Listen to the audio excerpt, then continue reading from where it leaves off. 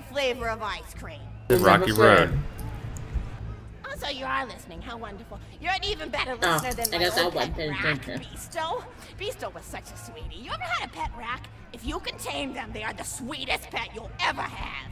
He used to just sit on my shoulder and bite chunks of flesh out of my neck to pass the time. I still remember the way he used to tweet. He went, I wonder what happened when I answered that question wrong. It was so cute.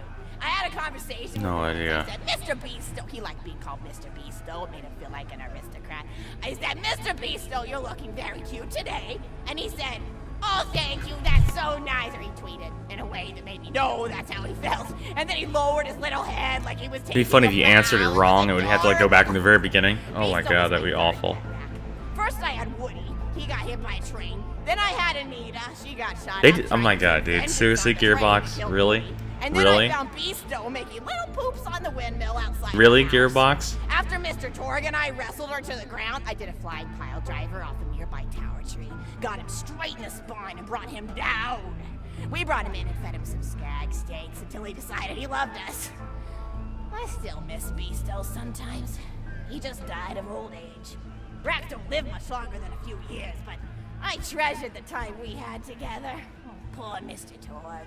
When Beasto died, he cried for a week. The kids made fun of him at school, but I told him not to pay them any mind. Being in touch with your emotions is not a character flaw! That's right, High Five. Is something wrong? You look confused, Vault Hunter. Oh, you probably haven't heard anyone call Mr. Torg High Five before. The world may know him as Mr. Torg, but the Flexingtons always refer to him using his middle name. It's a Flexington family tradition, after all, to use your grandfather or grandmother's name as your own middle name. And my husband, High Five Flexington, God rest his soul, was the best grandfather Mr. Torg could have asked for before he passed. He taught Mr. Torg dang near everything he knew about firearms. Without High Five's teachings, I don't think the Torg Corporation would exist at all. Gosh, I still remember the first gun Mr. Torg tried to make after his parents died. A Jacobs shotgun with a stick of dynamite attached. You can't be to the serious. barrel. Torg nearly blew his face off, but he got up, dusted his mustache off, and swore that by the time he reached the age of 11, he would make a gun that fired explosions without killing the operator. And by golly, he did. It took a couple of dozen prototypes before he got the right combination of gun parts and explosives right. But once he did, woo-wee! I'll never forget the plume of smoke that used to be my neighbor's homestead. They were jerks, though, so it's okay. Gosh, I've been talking your ear off for some time, haven't I? It's so kind of you to listen for this long. I've taken up too much of your time already. Please don't feel like you have to stick around any longer. Okay, please give me credit for the As quest. a matter of fact, take this for giving this old woman some company. Woo! $1? You son of a bitch. You're even more attractive than Mr. Torg said you were. I've got another story for you, but I'd like to tell it to all of your friends at once. An old lady like me has to save her voice. Holy shit, really? A raid story? Like, what is it, like 10 minutes long? Oh my god. Oh, you still want to talk with me? How incredibly sweet of you. Say, you'll never guess who I saw today. Captain Scarlet. She was robbing my retirement home with a few other brands. Alright, can you believe and this? I recognized her from her wanted poster, and I said, oh, Can you hey, believe these assholes at well done, Gearbox? didn't you? And she Yep. bowed all elegantly and said something like, indeed, I did. And said that you were really good at fighting. I don't even know what to say about this, Fair dude. and square. She This is didn't a seem dick to harbor move. much of a grudge about it. Nice girl. You should think about meeting up with her again if you're not shacked up with anybody, you know? I mean, of course you probably are. Gorgeous hunk of a vault hunter like you. I bet you're beating away suitors left and right. Look, you're blushing. Oh, I could just eat you up. Mr. Torg was so scared of trying to get a date for such a long time.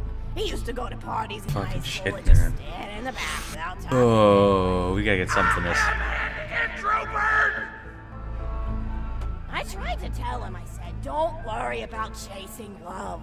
If you chase your dreams, then love will follow. See, that's the thing people don't get. You watch Echo films and they're just awful. They teach you that the only way to be with someone is just to pursue them over and over until they decide they like you. Oh Yeah, Lord, you Grandma. know when you like someone almost immediately. You can't really convince somebody to fall in love with you. You just look like a stalker. But if you do things that you're interested in, like making guns that explode or killing mercenaries, then people will see that confidence and skill you have and they'll be attracted to it. But there's always a fine line between that kind of confidence and narcissism. I don't understand why There's Torque nothing hasn't worse killed than himself somebody who yet. wants to be famous. I have no idea. I remember when Mr. Torg first sold his weapons tech to that board of directors, he was pretty egocentric for a while. Taking pictures of himself and posting them to the EchoNet all the time. Trying to hobnob with every celebrity that used his weapons. He came back home one day with a supermodel under each arm and I said, Mr. Torg, what are you doing? You've lost sight of who you are. It's been weeks since you actually created a new gun, I said. And it was true. He'd been more obsessed with being well known for doing something great than with actually doing something great. It was a dark point in my life. Thankfully, High Five listened to me and got to work on what would eventually become the Kerblaster. You a fan of the Kerblaster? Oh, can I have one? My favorite. That Is that what I'm gonna get? I know a lot of people hate, but there's more to combat than just brute efficiency in this old Wow, Torque. style counts. Kill your And there's grandma. nothing quite like filling the air with tiny little explosions. It's like a fireworks show, except the Wait, I think I have a sad and Kerblaster. unexpected. Actually, that reminds me. Now that you're here, I wanted to throw some ideas at you for feedback. I'm a playwright in my spare time, and I'm trying to write a story about an up-and-coming tournament fighter who tries to find love in a gladiatorial arena. And I figure you've got a lot of experience, so your feedback could really be valuable. So the play is called Broken Hearts and Broken Necks. Scene 1. Fade in on an arena just after a battle. Body parts litter the stage. A lone warrior stands in the middle of the stage. A spotlight illuminating her blood-stained armor. She's naked, holding her sword triumphantly aloft. Oh my god, there better not be a third story. Is there no warrior who can challenge me? Must I be destined to spend my life as the strongest, the bravest, the most invincible warrior this galaxy has seen? For I am Valkyrie, scourge of the gladiatorial games! Exit. As she shakes her head in despair. From stage left, enter Nova, a janitor with a heavy heart and an even heavier conscience. He begins sweeping the body parts into a bin, which is colored green. And remember that, because that's a symbolic color that will come back. Until melancholy overtakes him. He drops his pistol to the floor and falls to his knees before delivering a heart-wrenching soliloquy. The blood cannot be washed away. Not before and not now. Even as I attempt to escape the past, which haunts me still. Must I live forever as a fraud, sweeping up the trash of others to hide my shame and avoid my pursuers? Must I forever remain on the periphery of joyful combat, ever watchful but never participating? Then, with a clatter of armor, Valkyrie re-enters the stage right. Good morrow, lowly janitor. I heard a noise and thought it worth investigating. No, oh, great Valkyrie, 'twas nothing but the wails of those souls you released from their bodies tonight. Souls that wail in agony as they fly upward to Valhalla. This is unreal. Fool! Right? What have they to wail about? Their agonies are over, ended at the point of my sword. Mine, however, have only yet begun.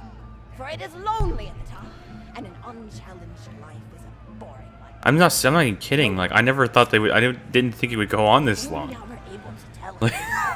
I'm just, I'm really shocked. Fight you would not soon forget. Back to Valkyrie. Yes, ma'am, boredom is the true tragedy. May you one day find challenge in combat. Stupid. Nodon picks up a giant two-armed bastard sword with almost no effort. Valkyrie aside. What is this? Excellent. Stage left. Valkyrie. What strength this janitor possessed? Who is he to pick up a bastard sword with but 2 fingers? What hidden power does he hold? What secrets does he keep? I will